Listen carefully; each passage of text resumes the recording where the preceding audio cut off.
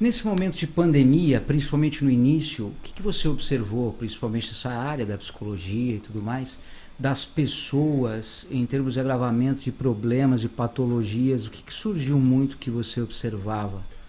Então, acho que a pandemia, num primeiro momento, ninguém acreditou muito nela, né? Todo mundo achou que era uma coisa muito rápida.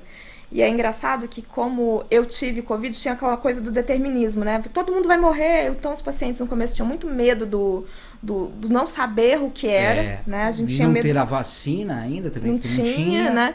Mas aí acabou sendo interessante porque eu virei meio que um modelo. Eu falei, gente, não é que todo mundo morre de Covid. Eu tô aqui, eu sou psicóloga, eu não morri. Mas a gente viu algumas pessoas tendo uma diminuição importante de estressores. Por quê? Boa parte dos estressores que a gente estava acostumado antes da pandemia era a rotina, a vida que a gente levava. Então, quando você vai para pandemia, começa uma pandemia e todo mundo fica quieto dentro de casa, você ali entra até numa zona de conforto, tem uma habituação, diminuição de estressores. Verdade. Só que passou 2, 3 semanas, a gente começou a ver os problemas surgirem.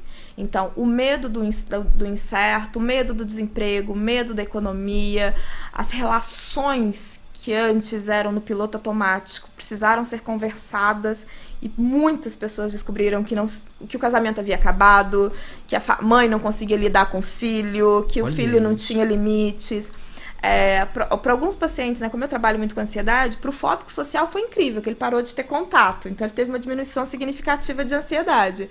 Para o paciente que tinha TOC, né, que são o que a gente fala dos transtornos compulsivos, né, de limpeza especialmente, agravou muito a sintomatologia dele por conta da limpeza. Então a gente teve várias fases dentro dessa pandemia. Com o passar do tempo, as pessoas foram se habituando, foram se adaptando para algumas coisas, mas a gente já sabe, vários estudos já existem, houve um aumento significativo dos quadros de ansiedade, exatamente por causa da imprevisibilidade do futuro, né? Depois de um determinado tempo, você já não sabe mais o que vai acontecer.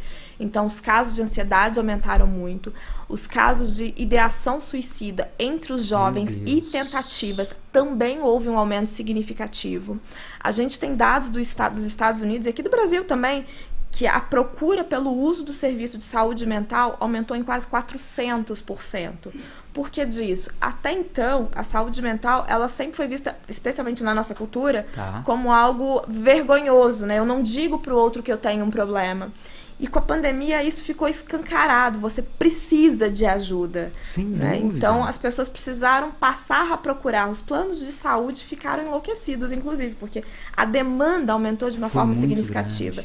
Não só plano de saúde, qualquer psicólogo começou a trabalhar muito, porque as pessoas de fato agora entendiam que aquilo ali tinha algum tipo de necessidade. E é engraçado você parar para pensar que ela só entende porque ela rompeu tanto o nível de normalidade do que ela entendia, que ela precisou falar assim, não, daqui para frente eu não consigo.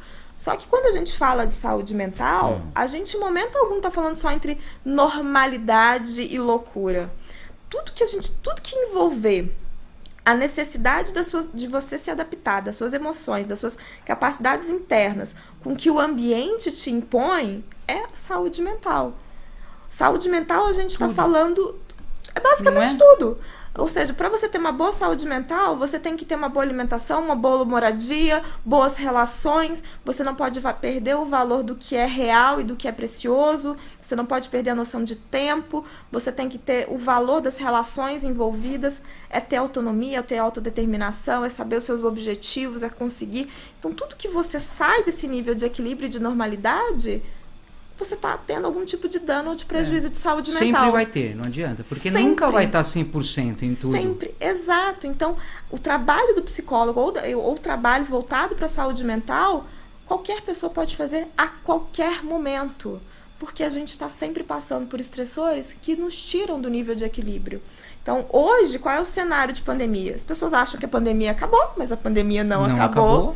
Só que elas estão vindo, né? Considerando até trabalho. A gente teve, no ano passado, muito burnout por causa do excesso de trabalho. Foi absurdo. Eu tenho aqui uma observação justamente sobre esse ponto também. Queria que depois você puder detalhar, mas pode ir.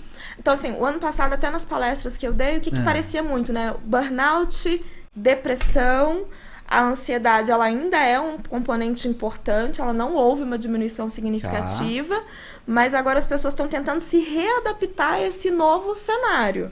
Porque agora elas começaram a voltar a ter relações sociais, voltaram a se readaptar ao trabalho, a nova rotina do trabalho, né? Porque agora está meio miscigenado, né? Então, a gente está num processo de readaptação. Totalmente. Porque Sim. não existe o normal de novo. Vamos esperar, né? Voltar ao normal. Esse é o normal. Exato. Né? Não tem, aquilo não volta, né? Como antigamente, não tem mais. A partir de agora é o que você comentou, né? É a readaptação, é o novo, não tem jeito. Não fique esperando o que era antes, porque eu acho que nada vai voltar a ser como era antes. O cuidado vai ter que ser necessário, a gente não sabe até quando essas vacinas vão ser necessárias, vão ser sempre aumentos e baixos, a gente ainda não sabe. Como dizem, né, os epidemiologistas, a pandemia não acabou.